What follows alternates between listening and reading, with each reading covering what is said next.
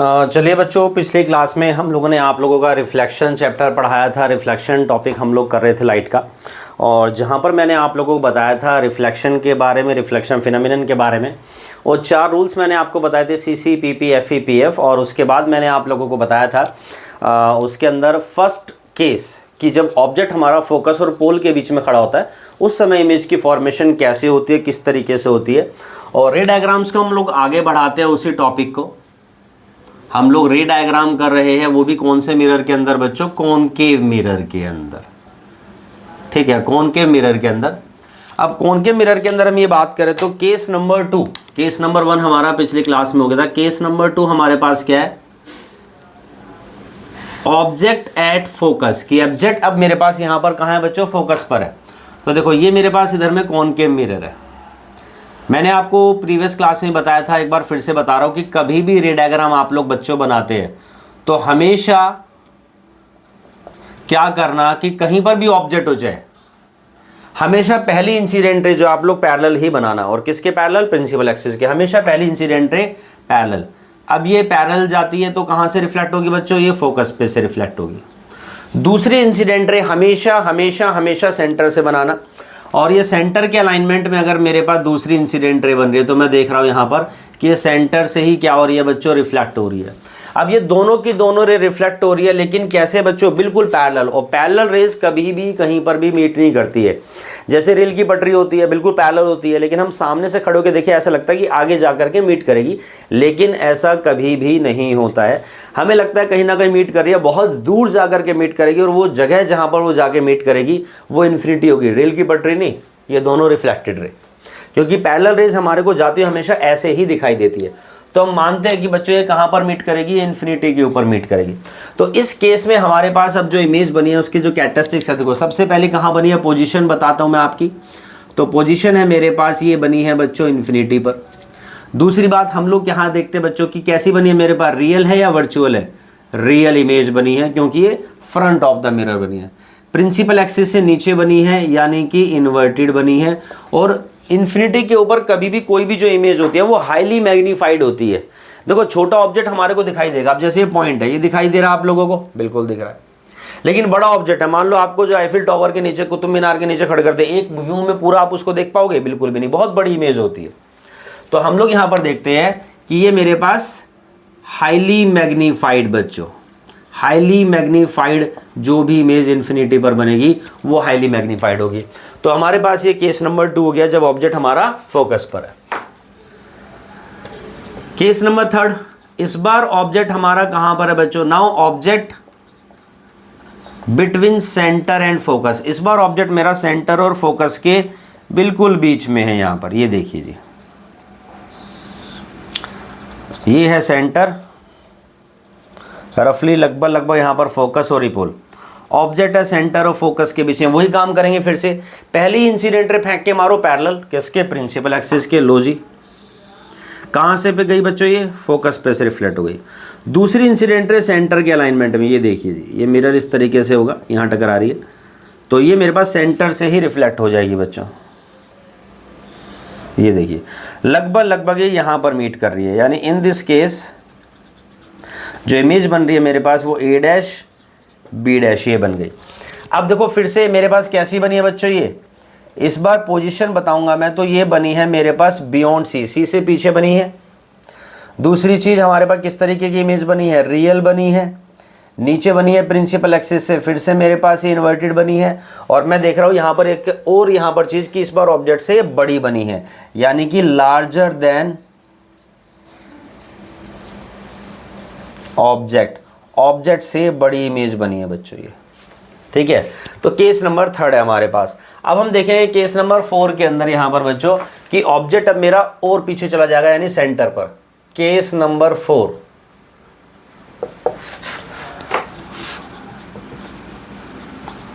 Object at सी बच्चों। Object कहाँ पर है? सेंटर पर है। रे डायग्राम बनाने का देखो बहुत आसान तरीका, फिर से एक बार। ये मेरे पास कॉनकेव मिरर हो गया है बच्चों, ये मेरे पास इधर में सेंटर, ये फोकस और ये पोल। ऑब्जेक्ट कहाँ खड़ा है? सेंटर पर। वही काम करना है कि पहली इंसिडेंट रे फेंक के मारो पैरेलल प्रिंसिपल एक्सिस के। तो मैंने आपको रूल बताया था पीएफ यानी जो पैरेलल जाएगी वो फोकस पर से रिफ्लेक्ट हो जाएगी बच्चों। अब इस बार ऑब्जेक्ट बाय डिफॉल्ट सेंटर पर है तो सेंटर से तो रह जाएगी नहीं, इसको हम कहाँ से लेते हैं बच्चों, फोकस पर से, और इसको मैं रिफ्लेक्ट कर दूँ। मैं देखता हूँ कि यहाँ पर जो इमेज बनी है वो यहाँ बन रही है बच्चों, यानी सेंटर के ऊपर ही इमेज बनी है ए डैश बी डैश। अब यहाँ जो इमेज बनी है मेरे पास कहाँ बनी है, एट सेंटर, बात नंबर 1। दूसरी कहाँ बनी है बच्चों हमारे पास, ये रियल बनी है, फिर मेरे पास इन्वर्टेड बनी है, और फिर मेरे पास यहाँ पर ये सेम साइज की बनी है। इस बार ये रफ डायग्राम है लेकिन फेयर करेंगे तो सेम साइज की बनी है बच्चों हमारे पास। अच्छा, कुछ क्वेश्चंस आते हैं जैसे इससे रिलेटेड, जैसे क्वेश्चन है टेस्ट के अंदर था हमारे पास यहाँ पर कि which mirror always form virtual और इरेक्ट इमेज, कौन से मिरर में हमेशा वर्चुअल और इरेक्ट इमेज बनती है। यहाँ तो रियल भी है, वर्चुअल भी थी, इन्वर्टेड भी है। प्लेन मिरर जो होता है उसके अंदर हमेशा रियल और आपकी वर्चुअल और इरेक्ट इमेज बनती है बच्चों। एक क्वेश्चन होता है कि which mirror is also known as diverging mirror, तो ये हमारा कॉनकेव मिरर होता है जो कि आपका कन्वर्जिंग होता है, और कॉन्वेक्स मिरर जो होता है वो मेरे पास डाइवर्जिंग मिरर होता है। कुछ और क्वेश्चंस के बारे में भी बात करेंगे हम थोड़ी देर में बच्चों, ठीक। नेक्स्ट केस के बारे में बात करता हूं मैं आप लोगों से, यहाँ पर केस नंबर 5। इस बार ऑब्जेक्ट खड़ा है सेंटर से पीछे, यानी कि ऑब्जेक्ट बियॉन्ड सी। ये देखिए जी, एक सेकेंड,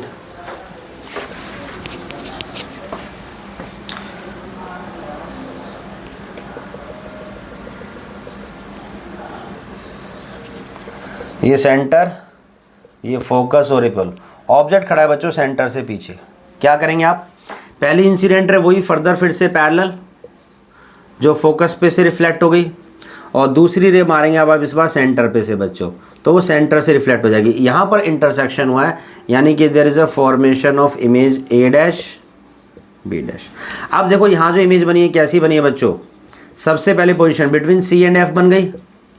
मेरे पास फर्दर ये रियल इमेज है, ये मेरे पास फर्स्ट से फिर से इन्वर्टेड इमेज बन जाती है, और मैं देख रहा हूँ इस बार की स्मॉलर देन ऑब्जेक्ट बच्चों। ये इमेज मेरे पास कैसी बनी है बेटा, स्मॉलर देन ऑब्जेक्ट, ऑब्जेक्ट से छोटी बनी है। क्लियर ये चीज। चलिए केस नंबर 6 के बारे में और बात करते हैं जो थोड़ा सा इंपॉर्टेंट है यहाँ पर। ऑब्जेक्ट एट इन्फिनिटी बच्चों, ऑब्जेक्ट मेरे पास यहाँ पर कहाँ है, इस बार इन्फिनिटी पर है, ठीक है। ऑब्जेक्ट मेरे पास इन्फिनिटी पर है, तो इमेज कहाँ बनेगी, कैसी बनेगी। देखो अब जो ऑब्जेक्ट इन्फिनिटी पर वो दिख तो नहीं रहा, तो कहीं पर भी हम इसको ले सकते हैं।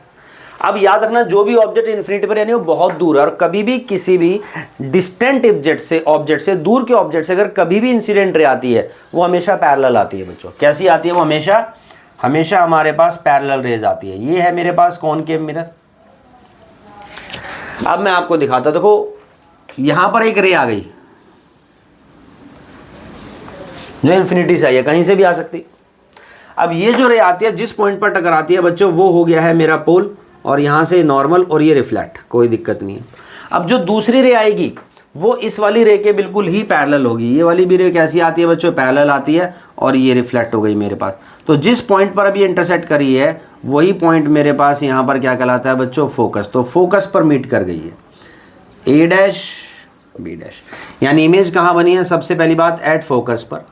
दूसरी मेरे पास फर्दर ये रियल है, फिर मेरे पास मैं देखता हूँ कि ये जो इमेज बनी है बच्चों इन्वर्टेड बनी है, और मैं देखता हूँ कि स्मॉलर देन ऑब्जेक्ट या हाईली डिमिनिश्ड बनी है बच्चों, यानी कि बहुत ही छोटी बनी है ये इमेज, बहुत छोटी बनी है, हाईली डिमिनिश्ड बनी है, क्योंकि जो इन्फिनिटी पर ऑब्जेक्ट होता है वो बाय डिफॉल्ट बड़ा होता है। अब इसी रे डायग्राम को मैं एक दूसरे तरीके से बना करके दिखाता हूँ जो एनसीईआरटी में, और एनसीईआरटी में उसमें थोड़ा सा बच्चे हर बार इशू बताते हैं और डाउट्स पूछते हैं। वो क्या है, उन्होंने क्या कर रखा है एनसीईआरटी ने बच्चों, ये रे डायग्राम है, ये इन्होंने प्रिंसिपल एक्सिस ले ली, ये सेंटर हो गया, ये फोकस और पोल। इन्होंने बोला कि पैरेलल रेज आती है इन्फिनिटी से। लो जी, पहली इंसिडेंट रे आ गई बिल्कुल सीधी, और वो फोकस पर से रिफ्लेक्ट कर दी। अब दूसरी रे उन्होंने क्या कर रखा है एनसीईआरटी ने, वो प्रिंसिपल एक्सिस से नीचे से ले रखी है बच्चों, और वो यहाँ से रिफ्लेक्ट कर दी। अभी भी फोकस पर मीट करे, बिल्कुल सेम बात है। कहाँ बनी है, एट फोकस बनी है। रियल भी बनी है, कन्फर्म है, लेकिन ये पॉइंट साइड्स यहाँ पर बन रहा है। अब हमें कैसे पता चलेगा कि इरेक्ट है इन्वर्टेड है? ये थोड़ा सा इशू एनसीईआरटी के अंदर बच्चे पूछते हैं सर पॉइंट में कहाँ पर, स्टूडेंट्स पूछेंगे भाई सर ये पॉइंट्स में पता चल नहीं रहा आपको कि रियल है या इन्वर्टेड, वो सॉरी इरेक्ट है इन्वर्टेड है, इमेज नीचे बन रही है ऊपर बन रही है। तो इस वजह से मैं ये वाला रे डायग्राम भी आपको बना करके दिखा रहा हूँ कॉन्सेप्चुअल लेवल पे। तो हम लोग यहाँ पर देखते हैं ये जो बनी है हमारे पास इन्वर्टेड ही बनती है, जो मैंने आपको इस रे डायग्राम से बना के दिखा दी। यहाँ पर भी देखो ऑब्जेक्ट इतना बड़ा है, इन्होंने पूरा ऑब्जेक्ट ले लिया और 2 रे निकाली है, मैंने दोनों रे प्रिंसिपल एक्सिस से ऊपर निकाली है। इसी केस में हमारे पास ये शो होता है। तो इस तरीके से हमारे पास यहाँ पर ये 6 के 6 रे डायग्राम बन जाते हैं बच्चों कॉनकेव मिरर के। किसी बच्चे को कोई भी डाउट आप लोग पूछ सकते हैं। हम कुछ और भी क्वेश्चंस डिस्कस करेंगे। एक क्वेश्चन आएगा टेस्ट में कि where is the image formed if the object is at infinity. अगर ऑब्जेक्ट हमारे पास यहाँ पर इन्फिनिटी पर है तो इमेज कहाँ बनती है? हमेशा फोकस पर बनेगी। जो लास्ट मैंने रे डायग्राम बनाया ये है, ये टेस्ट का क्वेश्चन है बच्चों। उसके बाद law of reflection of light पूछ ले जाता है। Law of reflection of light है कि incident ray reflected in normal all lie on a same plane at the point of incidence, और एंगल आई हमेशा एंगल आर के बराबर होता है बच्चों। ठीक है, जो मेरे स्टूडेंट्स उनको बता दूं टेस्ट के क्वेश्चन से ही, इसलिए मैं बीच बीच में बता रहा हूँ। आगे बात करते हैं हम लोग। चलिए, अब ये रे डायग्राम बनाने के बाद एक क्वेश्चन आता है यहाँ पर कि how to find out the focal length of a concave mirror. Concave mirror की फोकल लेंथ आप कैसे पता लगाएंगे? Quickly but approximately. ठीक है, ये क्वेश्चन आप लोग घर से करिए, रे डायग्राम बनाने के बाद देखिए आपको समझ में आता है, और नहीं तो आप कमेंट्स करके पूछ सकते हैं, मैं आपको इसका रिप्लाई दूंगा। एक क्वेश्चन आता है what are the uses of concave mirror बच्चों। Uses of concave mirror, concave mirror का यूज क्या है? तो आपको पता होना चाहिए सबसे पहले बात तो कॉनकेव जो होता है वो कन्वर्जिंग मिरर होता है। इसको हम लोग यूज़ करते हैं बच्चों, एक तो शेविंग मिरर के अंदर यूज़ किया जाता है सबसे पहले, to see a large image of face देखने के लिए। फिर उसके बाद इसको जो डेंटिस्ट होते हैं वो यूज़ करते हैं to see the large images of the teeth of the patient, दिखाई दे जाते हैं, उन्हें इशू पता चलता है, देन उसको वो ट्रीट करते हैं। उसके अलावा they are also used in the reflector of torch, torch के रिफ्लेक्टर के अंदर यूज़ करते हैं ताकि जो लाइट होती है वो हमारे पास डाइवर्ज हो, ज़्यादा दूर तक जाए हमारे पास। व्हीकल्स की हेडलाइट के अंदर, सर्च लाइट के अंदर भी हम कॉनकेव मिरर को यूज़ करते हैं। उसके अलावा जो ईएनटी डॉक्टर होते हैं, ईएनटी डॉक्टर आपने सुना होगा, ईयर नोज थ्रोट, वो माथे पे पट्टी सी बांध रखी होती है, उसमें एक ग्लास होता है, वो कॉनकेव ही ग्लास मिरर होता है बेसिकली। तो वो जूम करने के लिए लैंप से लाइट डालेंगे उसके ऊपर और उससे फोकस करते हैं बेसिकली आइज़ के अंदर या नोज़ के अंदर इस तरीके से, और देखते हैं क्या इशू एग्जामिन करते हैं डॉक्टर। कॉनकेव डिशेस भी यूज़ करते हैं टीवी डैश एंटीना के अंदर to receive TV signal from the distant communication. ठीक है जी, और उसके बाद उसको कंसंट्रेट करते हैं। They are also used in the field of large solar energy, जो हमारे पास चीज़ें होती है फोकस करने के लिए उसको, सन रेज को, ताकि हीट हो जाते हैं हमारे पास सोलर फर्नेस। तो ये भी एक बढ़िया क्वेश्चन है। चलिए, उसके बाद एक बहुत अच्छी चीज़ मैं आपको बताता हूँ बच्चों को, जिसमें सबसे ज़्यादा डाउट्स रहता है, this is the sign convention. देखो साइन कन्वेंशन क्या है बच्चों, यहाँ पर मैं साइन कन्वेंशन के बारे में बात करता हूँ। तो ये हो गया मेरे पास कॉनकेव मिरर,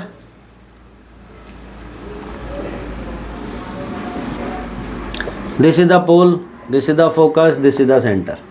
ठीक, अब हमारे पास इसके अंदर अगर कभी भी कोई भी ऑब्जेक्ट है, मान लीजिए ये रहा ऑब्जेक्ट, ये खड़ा हुआ है यहाँ पर, अब मैं कहता हूँ कि ये आपका मिरर के अंदर 10 सेंटीमीटर की दूरी पर है, यानी कि पोल से 10 सेंटीमीटर। ठीक, तो 10 सेंटीमीटर मेरे पास क्या है? ऑब्जेक्ट डिस्टेंस बच्चों। ऑब्जेक्ट डिस्टेंस को मैं हमेशा यू से ही डिनोट करता हूँ, समझ रहे हैं? ऑब्जेक्ट डिस्टेंस को हम किससे डिनोट करते हैं बच्चों? यू से डिनोट करते हैं, और वो 10 सेंटीमीटर है पोल से। अब किसी भी चीज़ का जो डिस्टेंस मेजर करेंगे हम कॉनकेव मिरर, वो हमेशा पोल से करेंगे। तो पोल से इधर जाऊंगा तो 10 सेंटीमीटर, ये नहीं आप सेंटर से मेजर कर रहे हैं, फोकस से मेजर कर रहे हैं, पोल से मेजर करो। और अगर वो डिस्टेंस मैं मेजर कर रहा हूँ बच्चों इंसिडेंट रे के अगेंस्ट में, देखो इंसिडेंट रे कैसे आएगी इस ऑब्जेक्ट से? ऐसे आएगी। और मैं डिस्टेंस कैसे मेजर कर रहा हूँ? पोल से ऐसे मेजर कर रहा हूँ बच्चों, ये देखिए। तो अगर हम लोग कभी भी कोई भी डिस्टेंस मेजर करते हैं तो पोल से करेंगे, और वो डिस्टेंस अगर इंसिडेंट रे के अगेंस्ट में होगा तो वो गारंटेड किसके अंदर आएगा बच्चों? माइनस साइन के अंदर। तो u बाई डिफॉल्ट मेरा क्या आएगा? -10 सेंटीमीटर। और इसका मतलब क्या है? माइनस साइन रिप्रेजेंट कर रहा है कि इंसिडेंट रे के अगेंस्ट में है, और इस माइनस साइन को हम न्यूमेरिकल्स में भी यूज करेंगे। अब अगर मान लीजिए मेरे पास इमेज बनती है यहाँ पर, यानी वर्चुअल इमेज है, ऑब्वियस सी बात है इंसिडेंट रे जा रही है ऐसे, और डिस्टेंस भी मैं मेजर करूंगा बच्चों पोल से बिल्कुल ऐसे ही मेजर करूंगा। तो मेरे पास ये हो जाता है बच्चों v होता है मेरे पास image distance, this is the image distance. ये बाय डिफॉल्ट मेरे पास पॉजिटिव में, अगर इमेज वर्चुअल है तो मान लो इमेज ही मेरे पास यहाँ बन रही है जो रियल है, तो इंसिडेंट रे जा रही है ऐसे, मैं डिस्टेंस मेजर कर रहा हूँ पोल से फर्दर इस तरीके से, तो मैं देख रहा हूँ कि वी भी मेरे पास माइनस में हो जाएगा। तो पॉजिटिव कब आ रही है? जब वो मेरे पास कैसी इमेज है बच्चों? वर्चुअल है। और जब भी मेरे पास रियल इमेज बन रही है तो मेरे पास वो डिस्टेंस किस में आ जाएगा? माइनस में आ जाएगा। ठीक, अब हम देखते हैं कि ऑब्जेक्ट जो होता है वो हमेशा प्रिंसिपल एक्सिस के ऊपर है। तो हम लोग क्या देखते हैं, ऑब्जेक्ट की हाइट होती है h1, ऑब्जेक्ट की हाइट हमने h1 ले लिया और वो बाय डिफॉल्ट हमेशा पॉजिटिव में होगी। कभी भी किसी भी चीज की हाइट मेजर करेंगे वो प्रिंसिपल एक्सिस के ऊपर है तो पॉजिटिव में। और h2 जो है हमारे पास बच्चों अगर इरेक्ट है यानी इमेज तो पॉजिटिव में होगी, और अगर मेरे पास इमेज बन रही है इन्वर्टेड यानी प्रिंसिपल एक्सिस से नीचे तो वो बाय डिफॉल्ट माइनस में होगी। So these are the sign convention. इन्हीं साइन कन्वेंशन को हम लोग यहाँ पर यूज करेंगे बच्चों न्यूमेरिकल्स में। इसी के बेस पे हमारे पास यहाँ पर एक फार्मूला आता है, that is the mirror formula. मुश्किल नहीं है, बहुत ईजी है। 10th क्लास के न्यूमेरिकल्स 9th क्लास से भी ज़्यादा ईजी है। ठीक है, डायरेक्ट फार्मूला है, डायरेक्ट वैल्यूज यूज करनी है। That is the 1/v plus 1/u is equal to 1/f। तीन चीजें गिवन है आपके पास, v है, u है, f है। ऑब्जेक्ट डिस्टेंस है, इमेज डिस्टेंस है और फोकल लेंथ आपको दे रखी है बच्चों यहाँ पर। ठीक है जी, तो तीन चीजें, कोई भी एक चीज गायब कर देंगे, आपको दो चीजें निकालनी होगी। बस ध्यान क्या रखना है आपको, यहाँ पर ध्यान रखना है बच्चों साइन कन्वेंशन का। आपको न्यूमेरिकल देख करके, क्वेश्चन देख करके ये समझ में आना चाहिए यहाँ पर कि हमको यहाँ पर ये जो ऑब्जेक्ट डिस्टेंस लेना है या इमेज डिस्टेंस लेना है या हाइट लेनी है वो माइनस में लेंगे या प्लस में। जैसे ऑब्जेक्ट डिस्टेंस ऑब्वियसली बात है, यू हमेशा माइनस में आएगा, फोकल लेंथ भी माइनस में आएगी। वी मेरे पास अगर यहाँ पर वर्चुअल है तो पॉजिटिव में और रियल है तो माइनस में आएगा। ये चीज़ आपको देखनी है बच्चों। ठीक, एक टॉपिक और बताता हूँ मैं आपको यहाँ पर, दैट इज द बहुत इंपॉर्टेंट है, इसके ऊपर भी क्वेश्चन आता है और इसके ऊपर भी क्वेश्चन आता है। अगला जो टॉपिक है वो है मेरे पास यहाँ पर लीनियर मैग्निफिकेशन बच्चों। ठीक है, अगर मैं अपने स्टाइल में बताऊँ, केडी सर के स्टाइल में, तो लीनियर मैग्निफिकेशन का मतलब क्या है? लीनियर मैग्निफिकेशन का मतलब होता है रिफ्लेक्शन की ताकत, the power of reflection is called linear magnification. अब रिफ्लेक्शन की ताकत क्या है? रिफ्लेक्शन की ताकत ये है कि अगर ऑब्जेक्ट यहाँ खड़ा है तो मिरर उसकी इमेज वहाँ बना देगा। ऑब्जेक्ट की अगर हाइट इतनी है तो मिरर उसकी इमेज इतनी बड़ी बना देगा या छोटी बना देगा, रियल बना देगा, वर्चुअल बना देगा। यही तो रिफ्लेक्शन की ताकत है, उसी को हम लीनियर मैग्निफिकेशन बोलते हैं, जिसको मैं यहाँ पे m से डिनोट करूँगा। और इसको हम दो तरीकों से निकाल सकते हैं, या तो हाइट के रिस्पेक्ट्स में निकाल लो या डिस्टेंस के रिस्पेक्ट्स में निकाल लो। हाइट के रिस्पेक्ट्स में डेफिनेशन क्या है? The ratio of the height of the image to the height of the object is called the linear magnification equation number 1। भाई ऑब्जेक्ट आपका 2 सेंटीमीटर का है या आपका 10 सेंटीमीटर का है, तो दोनों की रेशियो हमारे पास जो आ रही है उससे वही तो लीनियर मैग्निफिकेशन है कि इतने टाइम्स, 5 टाइम्स वो ज़्यादा है, 2 5 या 10 यानी 5 टाइम्स यहाँ पर हमारे पास ज़्यादा बड़ी इमेज बनी है। यही तो रिफ्लेक्शन की ताकत है, इसी को तो लीनियर मैग्निफिकेशन बोला गया है, जिसको मैं m से डिनोट कर रहा हूँ। दूसरा हम इसको निकाल सकते हैं image distance to the object distance, the ratio of the image distance to the object distance with minus sign, equation number 2। इस तरीके से भी हम लीनियर मैग्निफिकेशन निकाल सकते हैं। आपको दो चीज़ें गिवन होगी, तीसरी चीज़ निकालनी है, निकाल लोगे इसमें भी। And from equation 1 and equation number 2, h2/h1 is equal to -v/u, ये भी एक फार्मूला है। चारों में से कोई भी चीज़ आपको यहाँ पर 3 चीज़ें गिवन होगी, एक चीज़ निकालनी होगी, ये तब भी आप कर सकते हैं बच्चों। This is the mirror formula और मैग्निफिकेशन। ये हमारे पास कॉनकेव मिरर की बातें हो जाती है और इन फार्मूला को यूज़ करके हम न्यूमेरिकल्स कर सकते हैं। न्यूमेरिकल्स की हम अलग से एक वीडियो बना देंगे। और आज के लिए बच्चों इतना काफ़ी है। नेक्स्ट क्लास में हम बात करेंगे कॉन्वेक्स मिरर के बारे में। कॉन्वेक्स मिरर के किस तरीके से रूल है, किस तरीके से रे डायग्राम बनते हैं, क्या कॉन्वेक्स मिरर के यूजेस हैं, और वो करने के बाद हमारा रिफ्लेक्शन का सेक्शन खत्म हो जाता है। प्लीज़ चैनल को लाइक करें, सब्सक्राइब करें, शेयर करें अपने फ्रेंड्स के साथ, उन्हें भी अच्छी वीडियोज़ मिले। और कोई भी डाउट्स है तो आप कमेंट सेक्शन में पूछ सकते हैं। थैंक यू बच्चों।